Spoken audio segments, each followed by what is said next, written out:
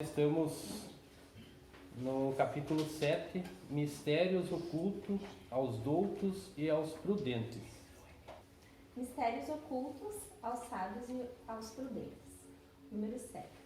Então Jesus disse estas palavras: Eu vos rendo glória, meu Pai, Senhor do céu e da terra, por haverdes ocultado essas coisas aos sábios e aos prudentes, e por as haver revelados aos simples e aos pequenos. São Mateus, capítulo 11, versículo 25. Número 8. Pode parecer singular que Jesus renda graças a Deus por ter revelado essas coisas aos simples e aos pequenos, que são os pobres de espírito, e de as ter ocultado aos sábios e aos prudentes, mais aptos em aparência a compreendê-las. É que é preciso entender pelos primeiros os humildes, que os humilham diante de Deus, e não se creem superiores a todo mundo. E, pelos segundos, os orgulhosos, envaidecidos de sua ciência mundana, que se creem prudentes porque o negam, tratando Deus de igual para igual, quando não o reconhecem, porque na antiguidade, prudente era sinônimo de sábio. Por isso Deus lhes deixa a procura dos segredos da terra, e revela as do céu aos mais simples e aos humildes, que se inclinam diante dele. Então nós vimos no estudo anterior, de segunda passada, sobre a humildade, os requisitos da humildade, e que quem não tem a humildade se eleva, não tendo essa humildade diante das coisas da terra e das coisas materiais, Então muitas vezes eles chegam a negar Deus e se tornam com isso imprudentes, negando a Deus e negando a criação do universo por Deus, Não é todos, mas há uma grande parte desses pseudo-sábios, pessoas que têm uma inteligência avançada, ou então que trabalham com a ciência, uma tendência a negar Deus e a querer explicar tudo segundo a ciência, mesmo que a ciência ainda não tenha como comprovar tudo. Então criam teorias e muitas vezes dessas teorias negam a Deus. E é esses que falta então a humildade. E essa humildade é essencial para o ensinamento de Jesus, Então ele mesmo diz que os humildes é os que estão aptos a ouvir a sua palavra e seus ensinamentos, justamente porque esses humildes são as pessoas que mais aceitam, a Deus e os ensinamentos de Cristo. E as pessoas que se acham muito inteligentes a ponto de negar isso, elas acabam então tendo pouca humildade e achando que sua inteligência é superior a tudo isso, então negando Deus e a existência de Deus e muitas vezes até dos ensinamentos morais de Jesus, preferindo acreditar no materialismo e se entregar exclusivamente ao materialismo, mesmo nas coisas que eles ainda não têm uma explicação, não conseguem explicar, e criam teorias negando o poder de Deus na criação do universo. Outros cientistas, mesmo sendo inteligentes e também no ramo da ciência, eles já têm a humildade suficiente para verem que eles não têm a explicação de tudo e que a própria ciência comprova que sem uma inteligência superior por trás de tudo, não haveria como haver um funcionamento tão perfeito do universo. Esses então são os humildes, são as pessoas que mesmo tendo uma inteligência avançada, eles têm a humildade suficientes para acreditarem nos ensinamentos de Jesus, morais, e também na criação do universo por Deus, pois eles sabem que tudo existe uma perfeição tão grande que não tem como não existir uma inteligência superior por trás de tudo isso.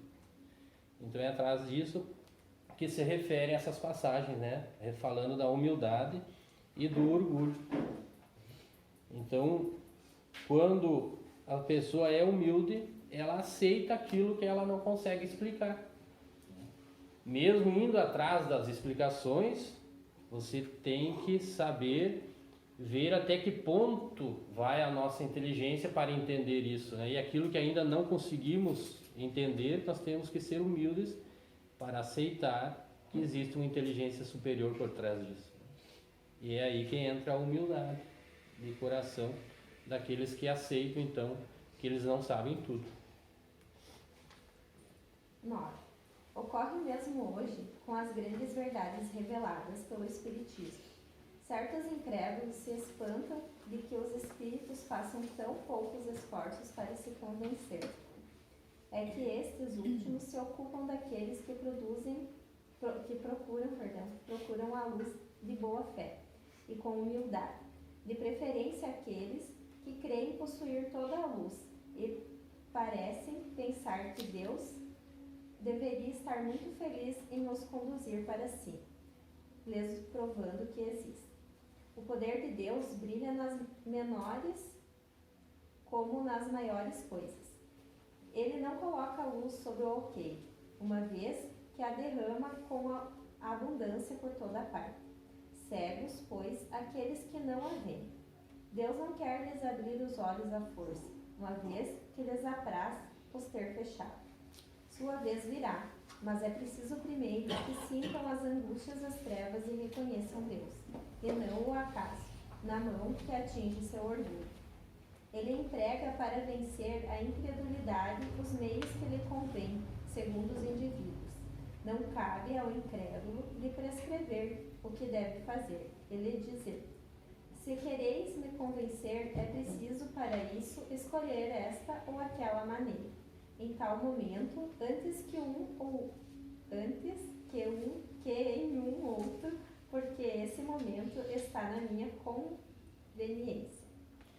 Então, não está na função, né, dos espíritos fazer a pessoa acreditar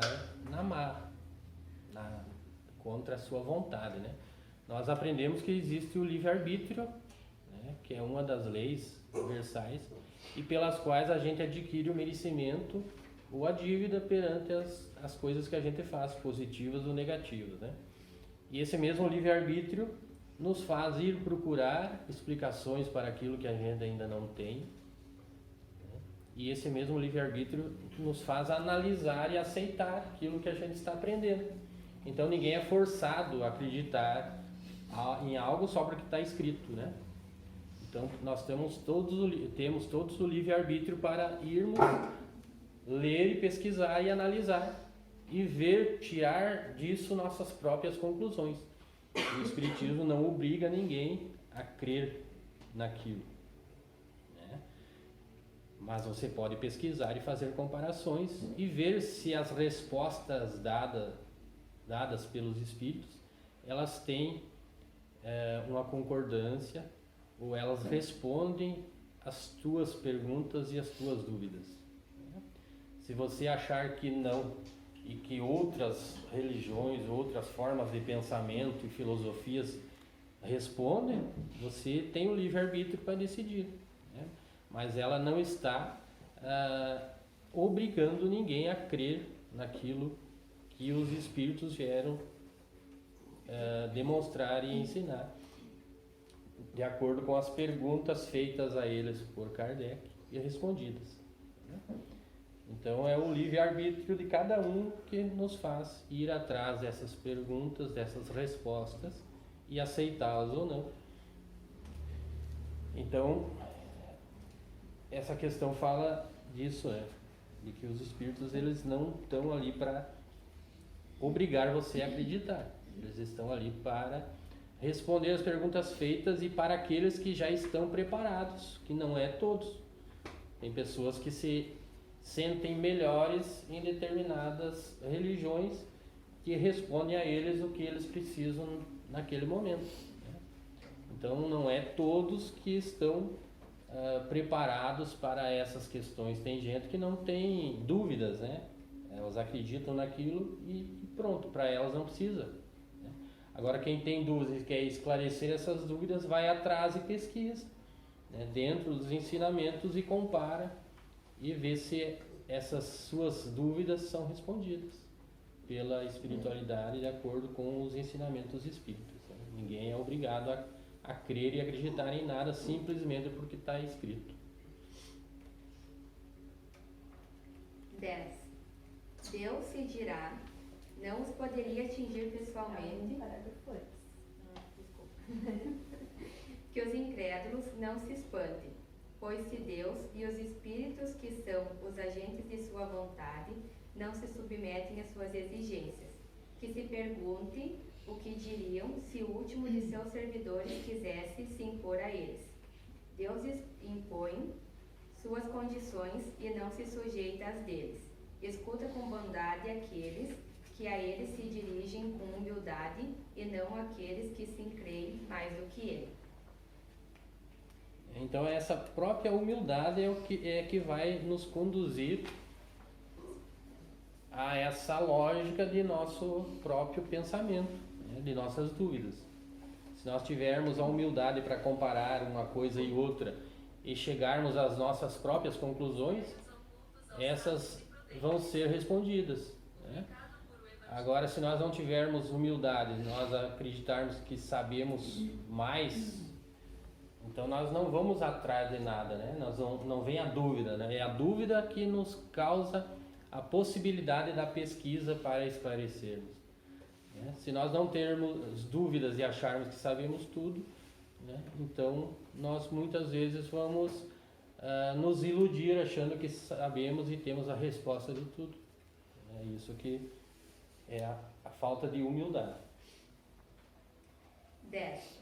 Deus se dirá, não os poderia atingir pessoalmente com sinais manifestos em presenças do quais o incrédulo mais endurecido deveria se inclinar? Sem dúvida ele poderia, mas então, onde estaria seu mérito e, aliás, do que isso serviria? Não são vistos todos os dias se negarem a evidência e mesmo dizerem, se eu visse não creria, porque sei que é impossível. Se eles se recusam em reconhecer a verdade, é porque seu espírito não está ainda maduro para a compreender, nem seu coração para a sentir. O orgulho é a catarata que obscurece sua vista. De que serve apresentar a luz a um cego?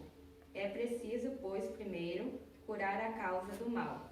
É porque, como médico hábil, corrige primeiramente o orgulho. Ele não abandona, pois, seus filhos perdidos. Sabe que, cedo ou tarde, seus olhos se abrirão, mas quer que isto seja por sua própria vontade. E então, vencido pelos tormentos da incredulidade, se lançarão por si mesmo nos seus braços e, como filho pródigo, lhe pedirão graça. Então, tudo tem seu momento. Então, mesmo dentro de uma família, nós podemos ter pessoas que vão em busca desses esclarecimentos, dessas dúvidas e procuram aprender mais, né, sobre outras religiões e sobre a sua própria e sobre o espiritismo, sobre o mundo espiritual. E tem outras pessoas que não, né, e é um direito delas permanecer na sua fé, se a sua fé no momento está fazendo bem a si, né? Então ninguém é obrigado a acreditar ou a procurar algo porque nós temos essa necessidade, né? Essa necessidade é particular de cada um e a cada um tem o seu tempo, né? Então, se é chegado o tempo de eu esclarecer dúvidas que para mim são importantes e eu ir atrás dessas respostas, é porque é o meu momento, né? E assim pode chegar esse momento para todos nós, inclusive para aqueles que naquele instante ainda não estão necessitando disso, né? Então é o momento adequado a cada um.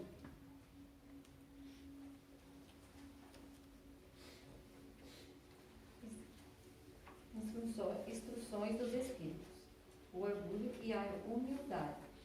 Que a paz do Senhor seja convosco, meus caros amigos.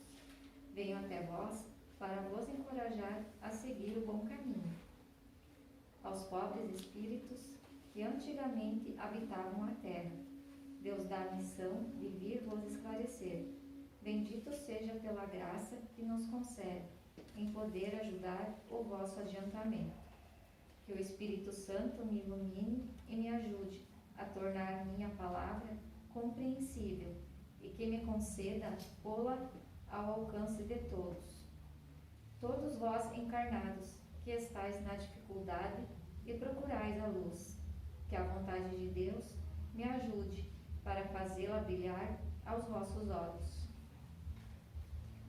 A humildade é uma virtude bem esquecida entre vós. Os grandes exemplos que vos foram dados são bem pouco seguidos, e todavia, sem a humildade, podeis ser caridosos para com o vosso próximo? Oh, não, porque esse sentimento nivela os homens. Diz-lhes que são irmãos, que devem se ajudarem e os conduz ao bem. Sem a humildade, vos adornais de virtudes que não tendes, como se trouxesseis um vestuário para esconder as deformidades de vosso corpo. Recordai aquele que nos salva. Recordai sua humildade, que os fez tão grande e o colocou acima de todos os profetas. O orgulho é o terrível adversário da humildade. Se o Cristo prometia o reino dos céus aos mais pobres, foi porque os grandes da terra imaginam que os títulos e as riquezas são recompensas dadas ao seu mérito e que sua essência é mais pura que a do pobre. Eles creem que eles são devidos e por isso, quando Deus lhos retira, acusam-no de injustiça. Ó irisão e cegueira, Deus vos extingue pelos corpos? O envoltório do pobre não é o mesmo que o do rico? O Criador fez duas espécies de homens? Tudo o que Deus fez é grande e sábio. Não lhes atribuais nunca as ideias que nascem nos vossos cérebros orgulhosos.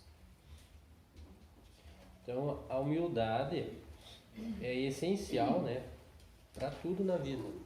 O orgulho, se nós vamos analisar, nós sabemos que estamos aqui para aprender e vencer as nossas falhas, né? Aprender a cada dia e melhorar-nos um pouquinho mais. Todos nós temos algo a ser melhorado, a ser corrigido, né?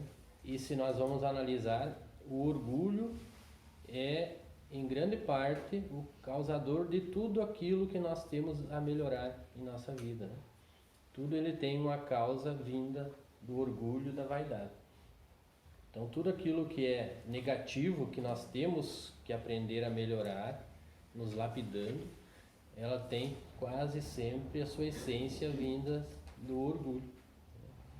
Então, quanto mais humildes, mais fácil, então, de nós agirmos dentro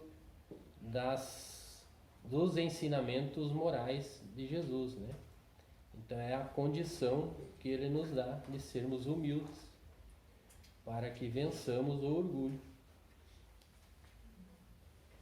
Ó rico, enquanto dormes sob teus tetos dourados, ao abrigo do frio, não sabeis que milhares de teus irmãos, iguais a ti, estão estirados sobre a palha? O infeliz que sofre de fome não é teu igual? A essas palavras teu orgulho se revolta. Bem sei, consentirás em lhe dar a esmola, mas a lhe apertar a mão fraternalmente jamais. Que, dizes, eu, descendente de um sangue nobre, grande da terra, seria igual a esse miserável esfarrapado? Vã utopia de supostos filósofos. Se fosseis iguais, por que Deus o teria colocado tão baixo e eu tão alto? É verdade que vosso vestuário não se assemelha em quase nada, mas dele, despojados ambos, que diferença haveria entre vós?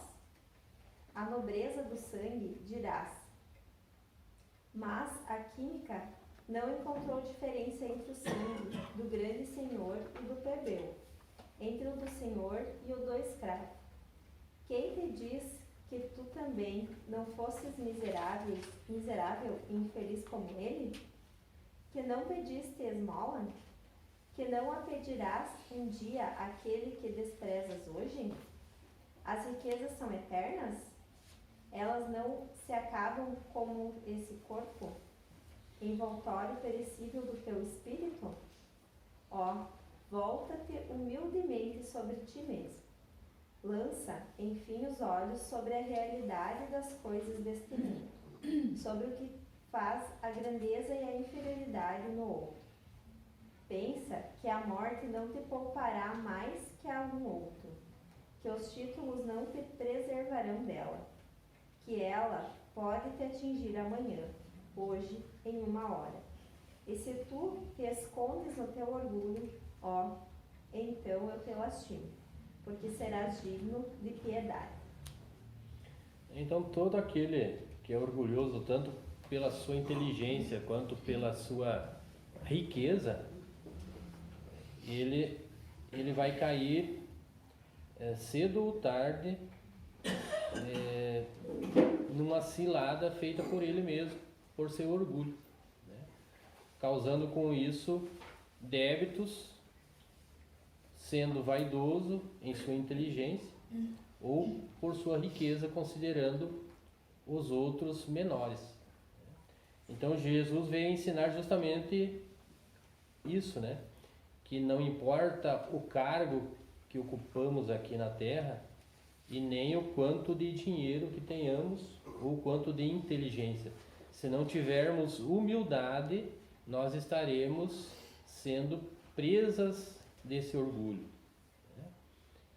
Então nós temos que ter a humildade. Se nós não tivermos essa humildade, nós estaremos então usufruindo daquilo nessa encarnação que Deus nos deu, seja ela a inteligência ou a riqueza, de uma maneira errada, e com isso adquirindo débitos, e ao retornarmos ao mundo espiritual, que é o mundo verdadeiro, nós voltaremos para lá com débitos, né?